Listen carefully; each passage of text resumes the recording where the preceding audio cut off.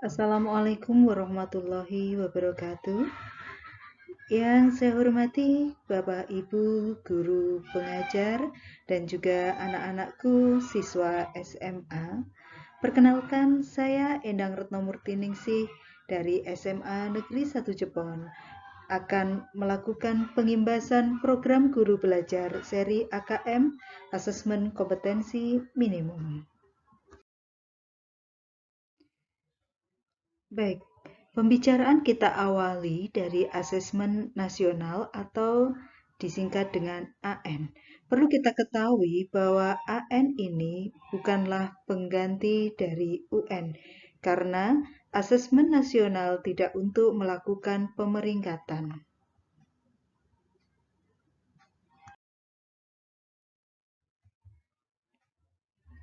Lalu, apa tujuan dari asesmen nasional? Asesmen nasional ini bertujuan untuk menghasilkan informasi yang nantinya dapat digunakan sebagai perbaikan kualitas belajar mengajar dan tujuan akhir yaitu peningkatan hasil belajar murid.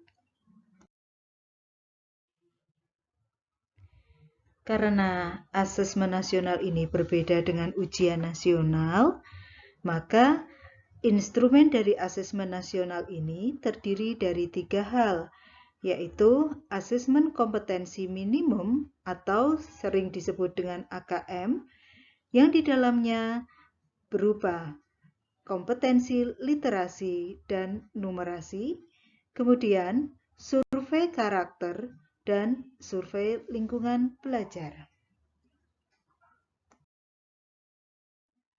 Siapa sih peserta asesmen nasional? Asesmen nasional itu wajib diikuti oleh seluruh satuan pendidikan mulai dari SD, SMP, SMA maupun SMK dan kesetaraannya. Namun, asesmen nasional ini tidak diikuti oleh seluruh murid dari satuan pendidikan tersebut, melainkan hanya sampel saja. Murid-murid mengikuti asesmen kompetensi minimum, survei karakter, dan survei lingkungan belajar. Jadi untuk murid mengikuti 3 hal itu, sedangkan guru dan kepala sekolah hanya mengikuti survei lingkungan belajar. Nah, sobat, untuk selanjutnya kita berbicara lebih fokus atau lebih khusus lagi ya. Kita mulai dari asesmen kompetensi minimum atau AKM. AKM ini berfungsi untuk mengevaluasi kualitas sistem pendidikan. Pesertanya hanyalah sampel, yaitu peserta didik dari kelas 5 untuk SD, kelas 8 untuk SMP, dan kelas 11 untuk SMA atau SMK. Yang semuanya ini ditentukan oleh sistem yang ada di Kemdikbud. Jadi, sekolah tidak bisa mengajukan siapa-siapa atau nama-nama dari siswanya. Kemudian, dalam pelaksanaannya nanti terstandar oleh pusat. Jadi, semuanya itu sudah mengikuti yang dipersiapkan oleh pusat. Sekolah atau satuan pendidikan hanya mempersiapkan sarana prasarananya saja dan tidak perlu mengadakan les-les ataupun pendrilan secara khusus kepada siswanya. Mungkin muncul pertanyaan berikutnya, kalau sekolah tidak boleh menyiapkan atau mengajukan nama-nama, lalu siapa saja yang mengikutinya? Nah, seperti yang sudah dijelaskan tadi, bahwa sistem akan mengambil data secara acak untuk anak SD atau MI ini ada 30 murid. Sementara untuk SMP, jenjang SMP MTS ini ada 45, jenjang SMA, SMK dan MA juga 45 murid yang sudah terekam atau terpilih oleh sistem. Kemudian, kapan sih AKM itu dilaksanakan atau AN itu dilaksanakan? AN dilaksanakan dalam waktu 2 hari, baik itu jenjang SD, MI, paket A, jenjang SMP, MTS, paket B, SMA, SMK, MA, dan paket C. Jadi pembagiannya adalah untuk hari yang pertama itu terdiri dari tes literasi dan survei karakter.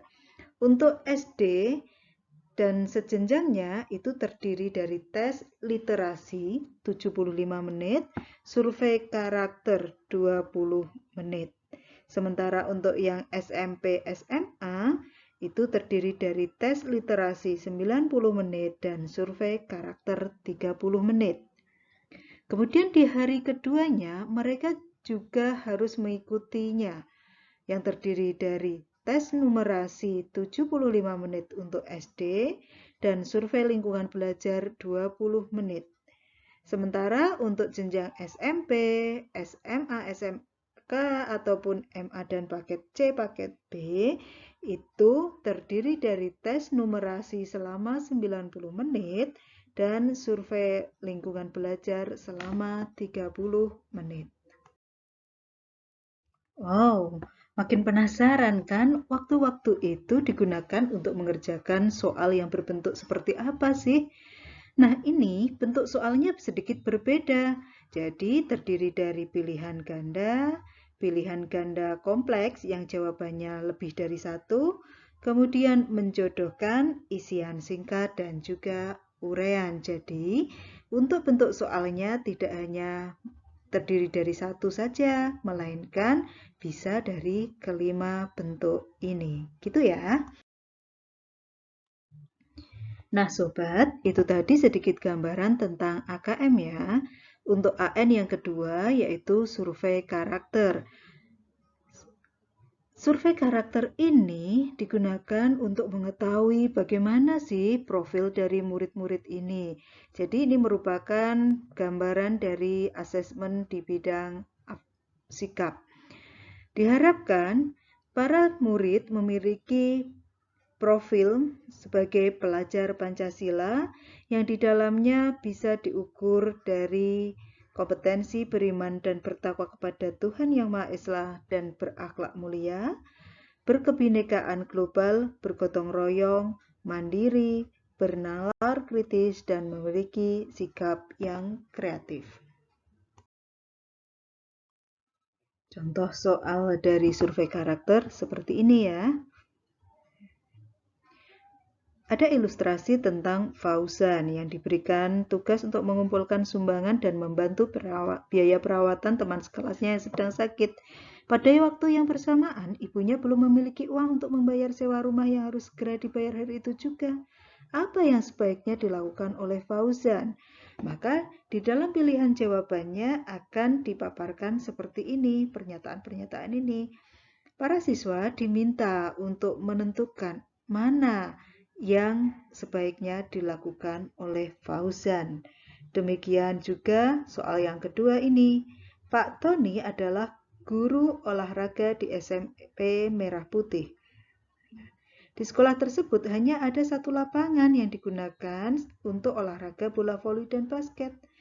Suatu hari, tim basket meminta izin untuk menggunakan karena harus berlatih menghadapi turnamen. Namun hari itu juga merupakan jadwal latihan bola voli. Apa yang seharusnya dilakukan oleh Pak Tony? Bagaimana sikap Pak Tony? Nah, di sini murid-murid diminta seolah-olah menjadi Pak Tony yang dia harus menentukan sikapnya. Nah, contoh-contoh soal ini merupakan contoh dari survei karakter. Oke sobat, gambaran tentang AKM sudah, survei karakter sudah. Yang berikutnya, yang ketiga yaitu survei lingkungan belajar. Survei lingkungan belajar ini diikuti oleh kepala sekolah, seluruh guru, dan siswa yang menjadi sampel. Untuk survei lingkungan belajar ini digunakan untuk mengumpulkan informasi tentang kualitas proses pembelajaran dan iklim yang menunjang pembelajaran. Nah, kalau tadi sudah ada gambaran secara umum. Untuk selanjutnya, Bu N akan membicarakan lebih intens tentang asesmen kompetensi minimum atau AKM. Adapun tujuan dari AKM ini adalah dalam pembelajaran itu terdapat dari 3 komponen penting. Komponen itu yaitu kurikulum, apa yang diharapkan akan dicapai, kemudian untuk mencapai harapan tersebut maka harus ada prosesnya. Bagaimana cara mencapainya? Yaitu dengan melakukan pembelajaran atau tergambar di dalam proses pembelajaran. Nah, kemudian setelah dilakukan proses pembelajaran, apakah dari tujuan atau harapan itu sudah tercapai atau belum? Bagaimana mengukurnya? Diukur menggunakan asesmen. Jadi, AKM ini bertujuan untuk mendapatkan informasi, mengetahui capaian murid terhadap kompetensi yang diharapkan, dan menghasilkan informasi yang memicu perbaikan kualitas belajar mengajar.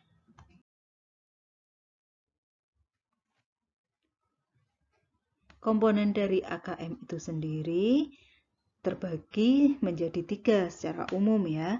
Yang pertama adalah konten dari isinya. Untuk literasi membaca ini terdiri dari teks informasi dan teks fiksi. Kemudian numerasi ada bilangan, geometri dan pengukuran, data dan ketidakpastian, serta aljabar. Sementara di dalam proses kognitifnya, ini untuk yang literasi membaca yaitu menemukan informasi, menginterpretasi dan integrasi, evaluasi dan refleksi. Sementara di numerasi yaitu pemahaman, penerapan dan penalaran. Dan masih ada satu lagi yaitu konteksnya. Konteksnya untuk membaca ini dikaitkan dengan personal, sosial budaya, dan saintifik. Sementara di numerasi ini konteksnya juga sama yaitu personal, sosial budaya, dan saintifik. Jadi kompetensi dasar dari AKM itu terdiri dari 2 hal, yaitu literasi membaca. Kompetensinya adalah memahami, menggunakan, mengevaluasi, merefleksi berbagai jenis teks untuk menyelesaikan masalah dan mengembangkan kapasitas individu sebagai warga Indonesia dan warga dunia agar dapat berkontribusi secara produktif di masyarakat. Sementara kompetensi dasar dari numerasi yaitu kemampuan berpikir menggunakan konsep, prosedur, fakta, dan alat matematika untuk menyelesaikan masalah sehari-hari pada berbagai jenis konteks yang relevan untuk individu sebagai warga negara Indonesia dan dunia. Kalau dijabarkan lagi, komponen AKM dilihat dari kontennya ya. Literasi membaca itu teks informasi bertujuan memberikan fakta, data, dan informasi. Kemudian untuk teks fiksinya bertujuan untuk memberikan pengalaman, mendapatkan hiburan, menikmati cerita, dan melakukan perenungan.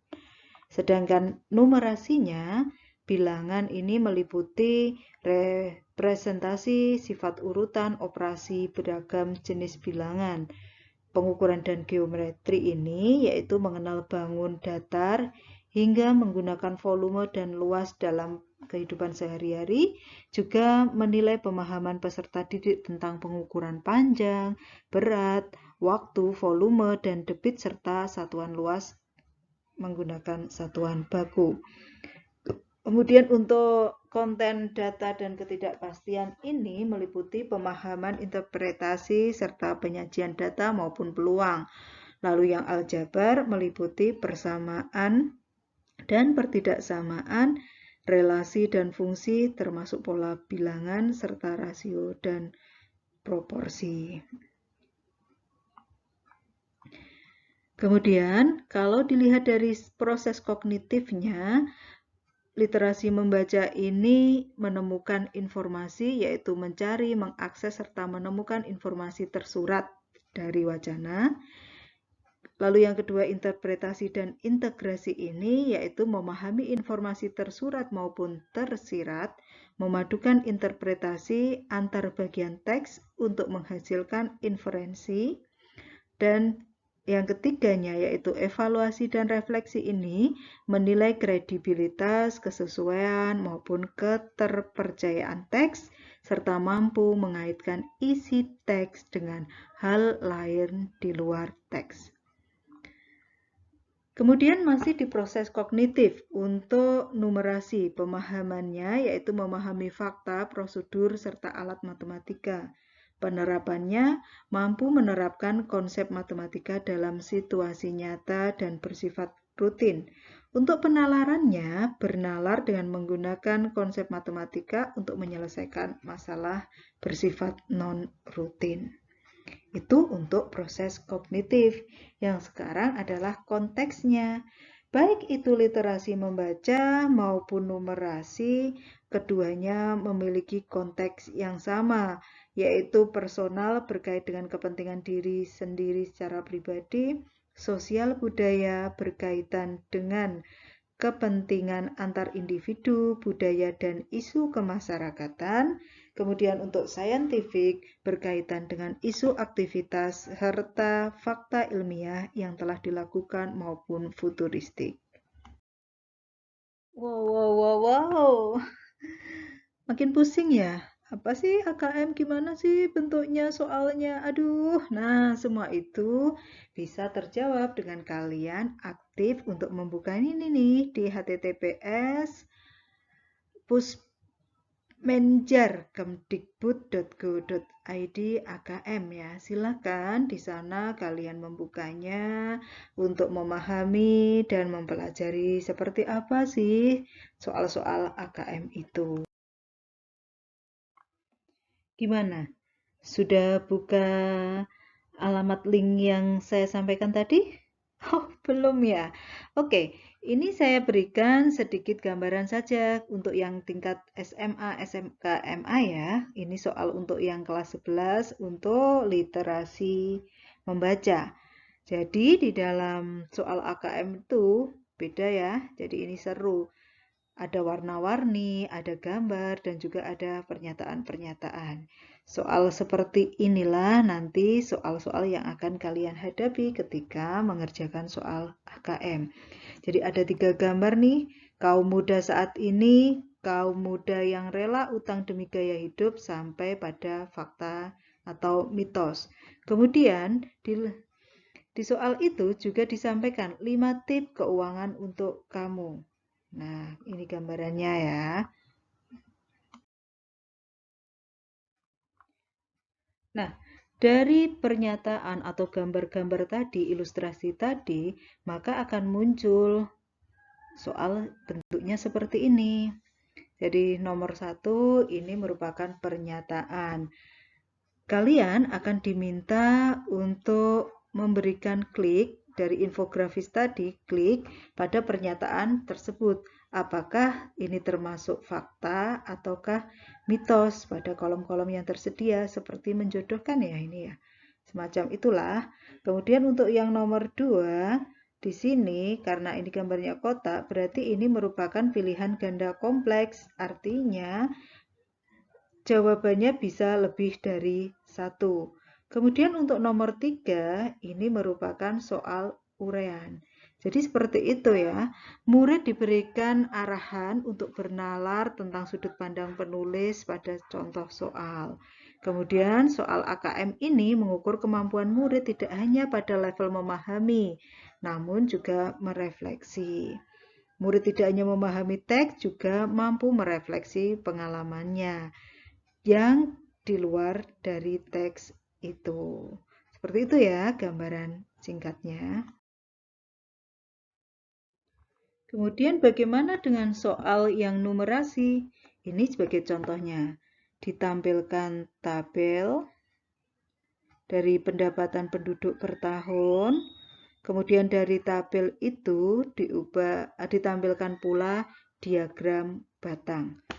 Lalu soalnya seperti apa nih dari tabel dan diagram ini? Penasaran ya? Kita lanjut ya. Ini ya contoh soalnya. Sama kan? Kita diminta untuk menentukan benar ataukah salah. Jadi ada beberapa pernyataan, silakan untuk diklik benar atau salah sesuai informasi yang tadi diperoleh dari tabel maupun dari diagram. Nih. Kemudian juga uraian. Nah, di sini diberikan pernyataan dan juga pertanyaan. Nah, terkait dengan infografik yang ada di dalam ilustrasi tadi. Apakah keputusan Dewan Ekonomi tersebut sudah benar? Nah, jelaskan alasanmu. Pilih iya ataupun tidak. Baik ini jawabannya iya ataupun tidak, para peserta atau murid diminta untuk menyampaikan alasannya. Sehingga di sini murid dilatih untuk bernalar sesuai dengan konsep matematika yang sudah diajarkan dan mampu menyelesaikan masalah dalam kehidupan sehari-hari, artinya dia mampu menyampaikan alasannya atau pendapatnya. Tetapi ini masuk numerasi. Kenapa? Karena dipaparkan di dalam tabel yang di situ ada angka-angkanya, ada hitungan-hitungan matematikanya. Seperti itu ya. Nah, sobat pengajar dan juga anak-anakku, itu tadi sedikit contoh soal AKM. Untuk lebih lengkap, kalian bisa buka link yang tadi sudah Bu En sebut ya. Lalu bagaimana sih kalau siswa itu sudah mengikuti AKM, sudah menjalani AKM? Apakah ini menjadi poin tersendiri bagi anak tersebut dalam menentukan kelulusan ataupun masuk di dalam perguruan tinggi? Tidak. Karena AKM ini hasilnya nanti akan digunakan sebagai referensi tentang di mana seberapa tingkat kompetensi baik itu literasi membaca ataupun numerasi dari siswa-siswa tersebut atau dari sekolahan mutu pendidikan di Indonesia ya. Ini karena sebagai sampel, jadi bukan penilaian terhadap sekolah ataupun siswa itu, tapi secara pendidikan secara umum ya. Jadi di mana letaknya? Apakah perlu intervensi khusus? Ataukah murid tersebut masih berada di tingkat dasar, di tingkat cakap, ataukah di tingkat mahir? Kalau misalnya berada di intervensi khusus, berarti murid tersebut belum mampu menemukan, mengambil informasi, atau murid tersebut hanya memiliki kemampuan matematika yang terbatas. Kalau dasar, sudah mampu menemukan dan mengambil informasi. Siswa sudah memiliki keterampilan dasar matematika. Sedangkan kalau cakap, nah ini sudah mampu membuat kesimpulan atau integrasi menghubungkan dengan beberapa informasi yang ada di dalam teks. Kalau matematika berarti ya murid mampu mengaplikasikan pengetahuan matematikanya dalam konteks yang lebih beragam. Itu untuk cakap. Sedangkan yang mahirnya, apakah murid tersebut sudah mampu mengintegrasikan ke dalam hal di luarnya, di luar dari teks itu, melakukan refleksi terhadap teks? Apakah murid ini juga mampu menyelesaikan masalah kompleks berdasarkan konsep matematika yang dimilikinya? Jadi disinilah nanti hasil AKM itu akan menunjukkan kemampuan mana yang dimiliki oleh peserta AKM itu. Jadi kesimpulannya, hasil AKM itu akan dilaporkan. Pelaporan AKM ini tidak bersifat untuk individual murid, tetapi laporan ini berada pada level sekolah dan daerah untuk perbaikan pembelajaran di sekolah. Gitu ya anak-anak. Dengan demikian, Kemdikbud mengajak semua lini atau semua warga sekolah ini untuk tidak galau lagi dan menganggap bahwa dengan asesmen kompetensi minimum literasi dan numerasi ini Yuk, mari kita siapkan para murid penerus bangsa ini mampu menghadapi abad 21. Semangat ya, dan ingat tetap harus jaga kesehatan. Sekian paparan dari Bu En. Sampai ketemu di lain kesempatan. Terima kasih dan Assalamualaikum warahmatullahi wabarakatuh.